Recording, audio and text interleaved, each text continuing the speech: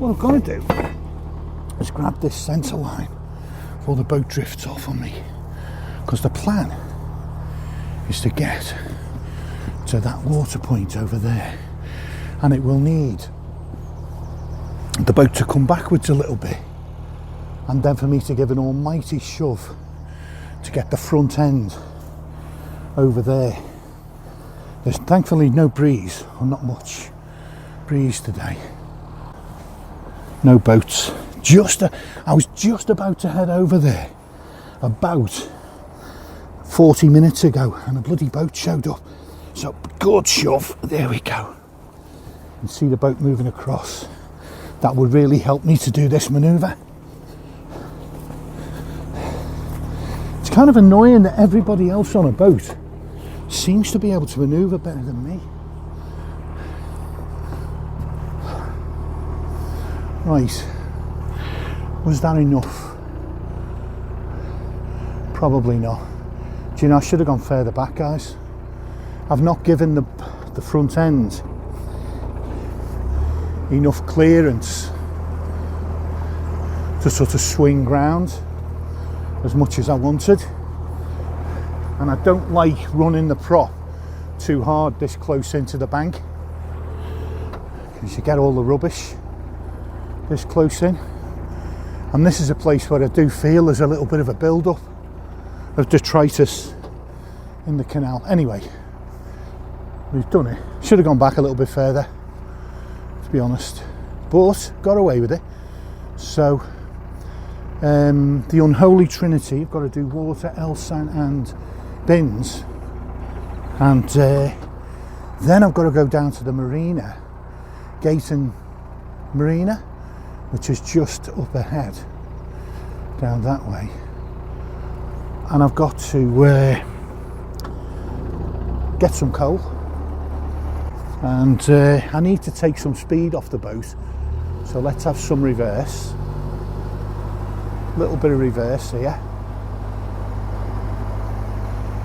and then I've got to go in forwards and just line myself up on the bank. So I'm coming in nicely. Here we go, beautiful. Where's the water tap? There's two of them. Pull the boat in. Because this is on a bit of an angle, my stern is kind of hanging out.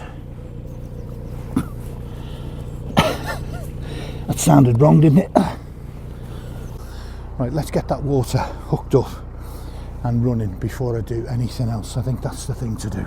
That's what takes the time. Yeah.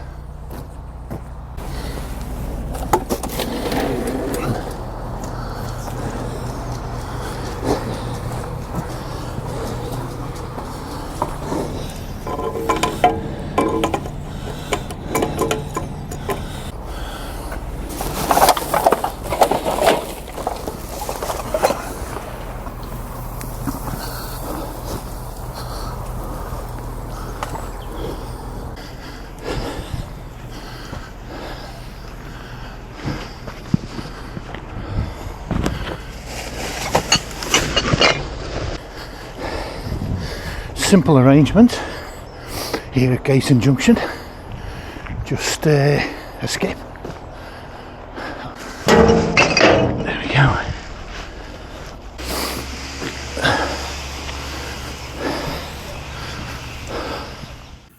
There we go, it's got a little microphone in the bottom. Hiya. Oh. Can't get over there. No, you can't. You can't get me. No, you can't. In the canal again. See ya.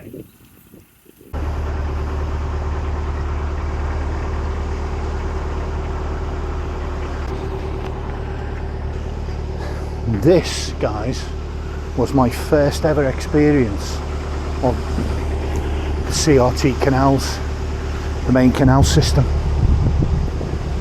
4.5 years ago. Right, what's interesting here, guys, right, is there is loads of mooring space opposite the marina. Because I'm thinking I could stop there, but I'm also thinking I could stop here. I'm not going to go through Blisworth Tunnel today. I think I'll save it till tomorrow, because I've been delayed so much today. Yeah, I feel like there's no point. Over there is the outskirts of the marina. Now I'm going to stop there for coal, and I'll get a diesel fill up as well, actually. But that's the sort of far end of it, the easternmost end of it. I was at the other end. And such is my insecurity that I paid them £10 a night, whatever it was, the rate, to just moor on these rings outside their marina, just so I wasn't on the towpath. So, you know, I paid basically 140 quid to just moor there, instead of, you know, if you look around, there's a perfectly serviceable towpath just here. Nothing wrong with that whatsoever. In fact, I may moor there later. But you've got loads of, it's also a hire base, really busy hire base. So you've got loads of boats now, essentially in for the winter. There's not much boat hiring goes on in the winter for obvious reasons. Most people prefer the sunny weather, you know. I might as well get the diesel now. Oh, they're lifting a boat out as well. I wonder if the camera will show it.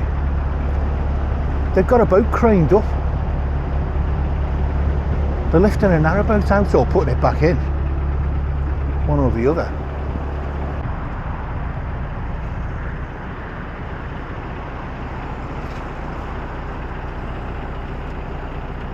I think I'll get myself sorted. Hiya. I think I'll wait for them. Seems the polite thing to do, really. Is it you with the ferrets? With the Ferrets? the ferrets. Ferrets, No, I don't have ferrets. I joke about ferrets. What I want to is caught one already down there. I can always add to the collection. But yeah, on YouTube I just joke about. Yeah, is that what you mean on YouTube? Oh no. Mine are imaginary ferrets. But anyway, sorry guys, I'll let you guys go. Take care. That's going to be about ferrets. What are these people on? Let's get the boat in.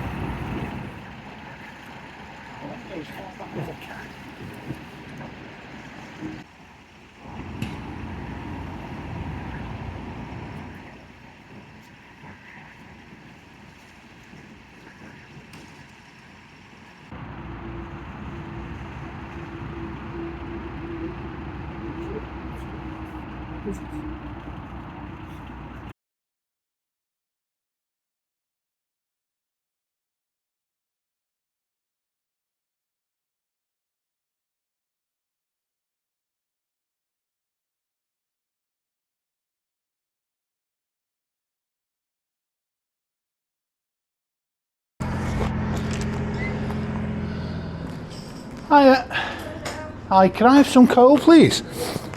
And sorry, and How many barrels would you like? I think 6, please. And could I have a diesel fill up as well?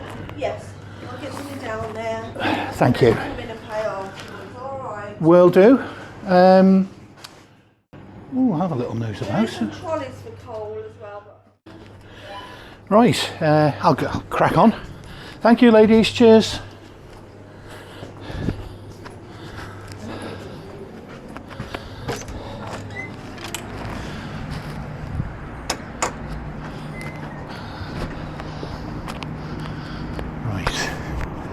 This has got to be the coal hoiker.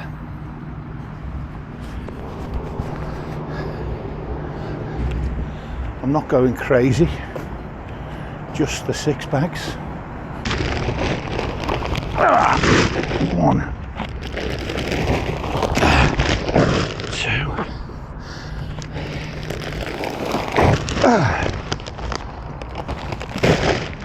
3.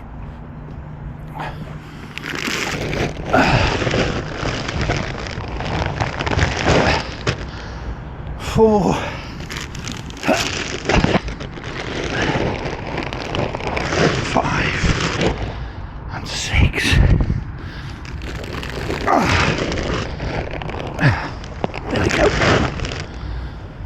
Whew. Right.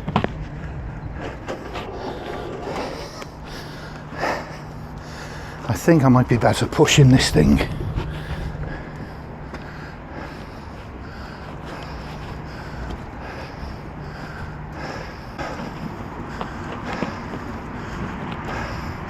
Hiya. Right, I'll just get that unlocked for you. Okay. Oh dear. I've not long put this thing on, so I'm still figuring out which key is which. I think this is the one. There we go. I got my fuel siphoned at rugby, so I thought just in case. Yeah. I had an RCR chap out. Can you reach, by the way? Is that okay? And he said he'd attended a boater who reported her engine wouldn't start at Atherstone. Oh yeah. And he said, we'll check the fuel. Let's just check the fuel tank, you know. Yeah. And she said, no, I filled it up yesterday. It's fine. And it was empty. So it definitely is a thing. Right.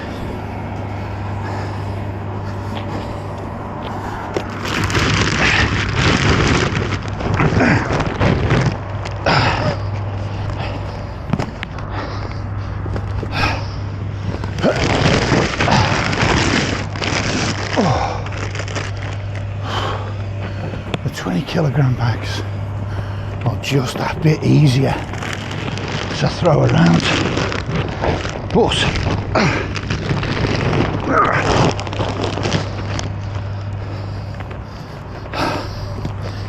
it is what it is.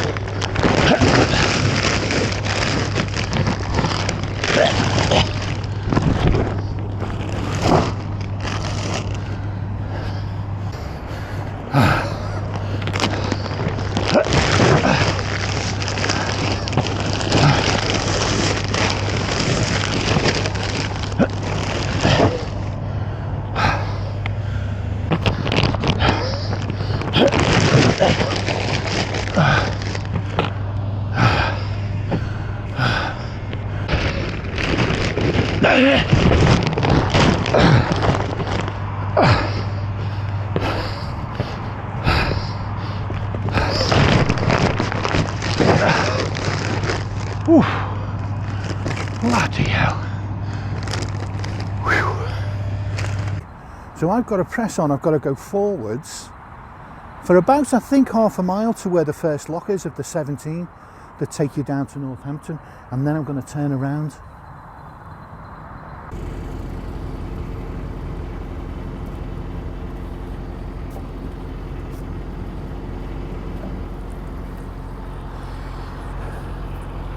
So what we were witnessing there with the boats coming in and out, and the reason for my confusion is because it's a training exercise, so they are deliberately lifting the boat in and out.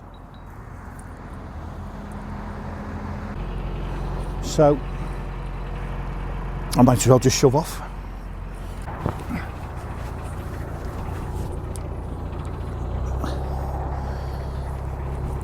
So yeah, the deal is they're on a training exercise on the crane, and they're spending the whole afternoon. He said most of the afternoon they'll have that same boat in and out of the water.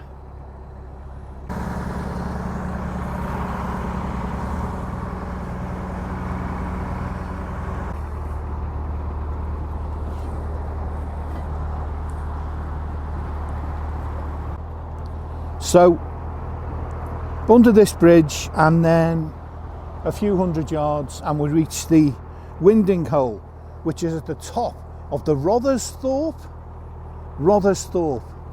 flight that leads down into Northampton. It still feels odd to be back in this place where I very first started. Not very first started, because that was on the River Great Ouse down near Ely, but the first sort of canal.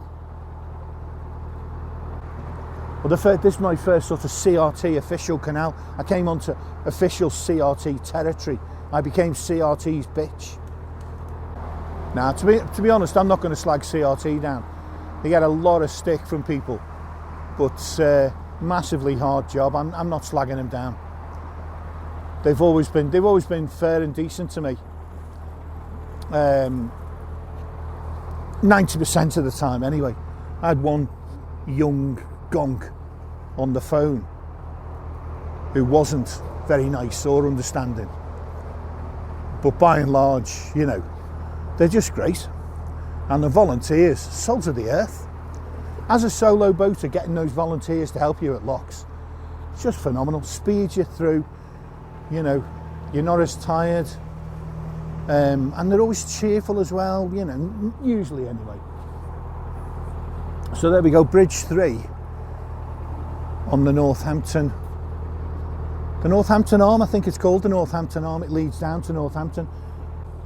So I'm going to head back towards, you know, the junction where I was, and then I'm ready to go first thing in the morning. It's approaching 2 o'clock now, and I feel like it's just a little bit later than I want to be going through Blisworth Tunnel. I want to do Blisworth Tunnel in the morning of any day that I tackle it. I want it to be the morning, with the idea that if I can't moor, I'll just carry on and go down the 7 locks. Really not looking forward to doing it, but you know me and locks, you know what I mean? I'm no fan. The winding hole is less than 100 yards. I can't see any sign of a winding hole here. I can see something ahead.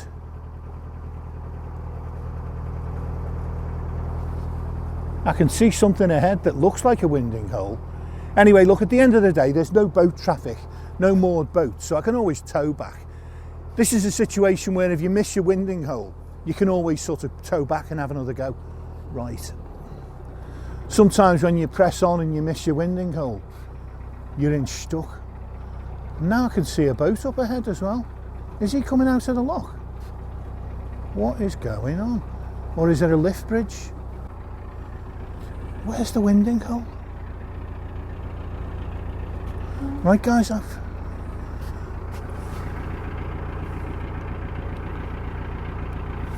got a problem. Where's the winding hole? Was that it? I think I missed it. I'm going to have to tow back or drive back. How do I turn? Unless this is it. No, this is it. I've found it. And there's a guy moored opposite it as well.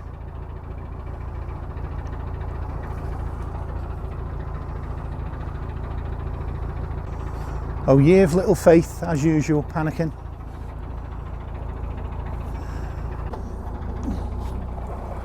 Over there you've got the start of the 17 locks. It's not coming back to me, which is odd. Then again, there were 17 of them, to be fair.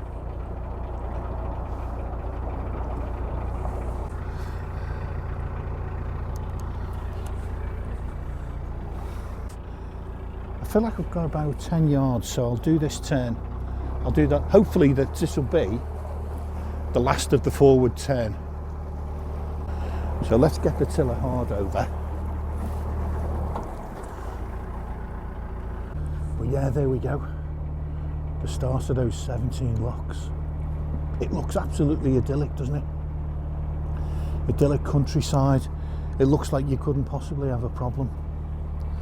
But there was a gang of 4 or 5. In fact, my friend Trev had an incident down there where he was threatened.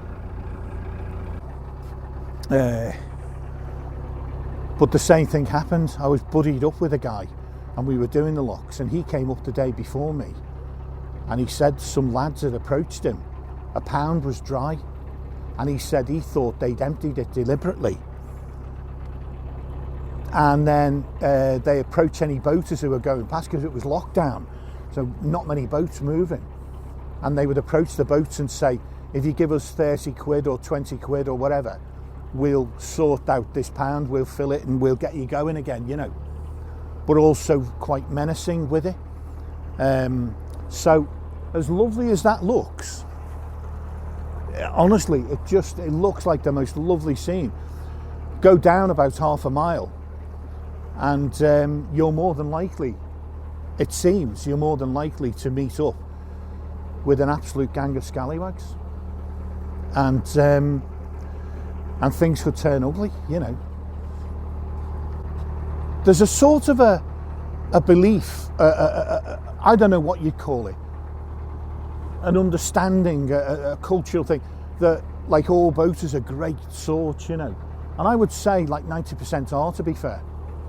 The great majority are absolutely brilliant. They're super helpful people, they're practical people. If you're in a jam, they'll help you. And, you know, and likewise, you need to help them as well. It's that kind of culture. If somebody's in a jam, it's almost like you feel it's your responsibility. Plus, you can have a good old nose at what's going on, you know. Because boaters become a nosy git. Not a git, a git's unkind, isn't it? You become very nosy. It magnifies your nosiness out of all proportion. So you become interested in why that boat is stranded, or why they're going backwards and forwards, or whatever the thing is. You know, suddenly it's a great interest. But there are some, if you like, rogue elements. You see them sometimes, they're moored at a water point. But what you see sometimes with them is they'll moor for 3 hours in the middle of the afternoon in the summer. You know, when boats are going to want to use that thing every half hour, more often than that in high summer. So, yeah, or they'll moor opposite a winding hole to cut down your navigation space. Now, with this being a 50-foot boat, I can manage without any stress. But if I was a 60 or 70-foot boat, I might be doing that quite carefully. You could probably still do it, but you know, it's made unnecessarily tricky by someone parking right opposite. So yeah, I just think it's a shame. It's needless. It's rural that way, but this way it's not rural. It's trouble, frankly. Judging by what I've seen and heard in the past, it's potential trouble. So I want to get a few hundred yards closer to where the boats are moored, further up here.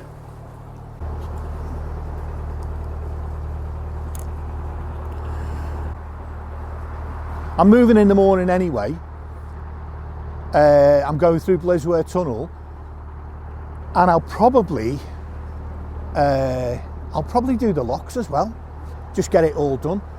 You know, it's a rare thing to go through such a long tunnel. I think it's about 2 miles long. You know, it's that kind of size. It's huge. This would do. This would probably do, but there's a boat up ahead. And again, there are certain boats that you go past, and I never used to do this. It's horrible that I'm doing it. But there are certain boats you go past and you think, I wonder if he's one of them who nicks the coal off the roofs of people's boats, or siphons fuel, or, you know. I never used to think that way. And it's sad. Genuinely, it's sad. So let's get past these moored boats and let's see. There are a few spaces further on, and it's very tidy. There's no real overgrowth. It's all very clean, nicely kept banks. Anyway, I've got to pay attention here because it narrows down to almost 1.5 boat widths. I love the work. I love your work, sir, whoever you are. So I think this could be the spot for me.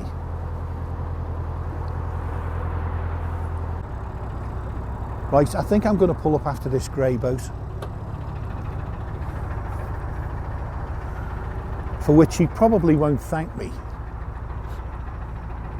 But what the hell. Oh yeah. There's a lot of road noise here. That's the downside.